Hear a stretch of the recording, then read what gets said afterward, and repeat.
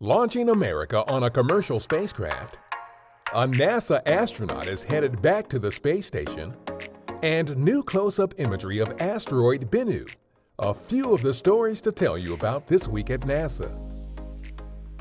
A new era of American spaceflight got underway on May 30th with the historic launch of NASA's SpaceX Demo 2 test flight to the International Space Station from our Kennedy Space Center in Florida. Liftoff of the Falcon 9 and Crew Dragon. Go NASA, go SpaceX, Godspeed, Bob and Doug. Our Bob Behnken and Doug Hurley rode to orbit aboard SpaceX's Crew Dragon spacecraft, which the astronauts named Endeavour.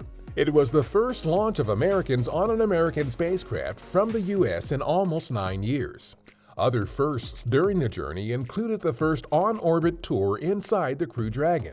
I think I was requested to do a backflip. I'm going to kind of do a side spin, which is a little bit of a permutation on that request. The first in-flight maneuvering of the spacecraft by astronauts on board. It really worked out well and was a joy to fly.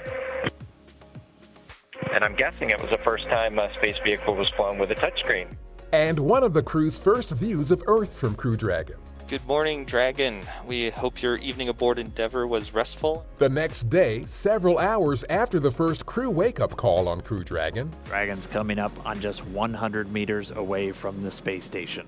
The spacecraft made its final approach to the station, docking at 10:16 a.m. Eastern Daylight Time while flying over the northern border of China and Mongolia. A few hours later, Hurley and Behnken were welcomed aboard the space station by fellow NASA astronaut Chris Cassidy and others on the station crew. We are so grateful for the service of not just our two astronauts that embarked on this mission, but the 100,000 plus people that participate in it in this mission.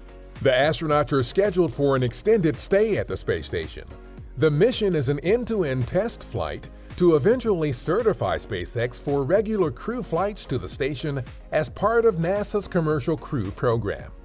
Astronaut Kate Rubins has been assigned to a 6-month mission as a member of the International Space Station's Expedition 6364 crew.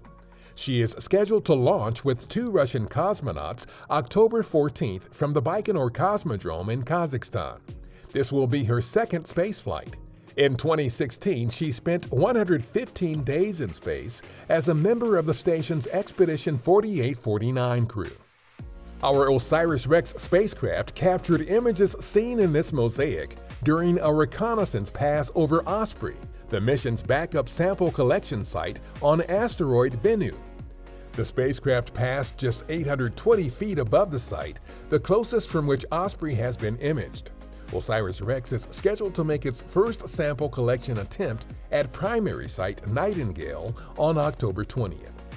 A virtual meeting of the American Astronomical Society featured several items of note about the supermassive black hole at the center of our Milky Way galaxy.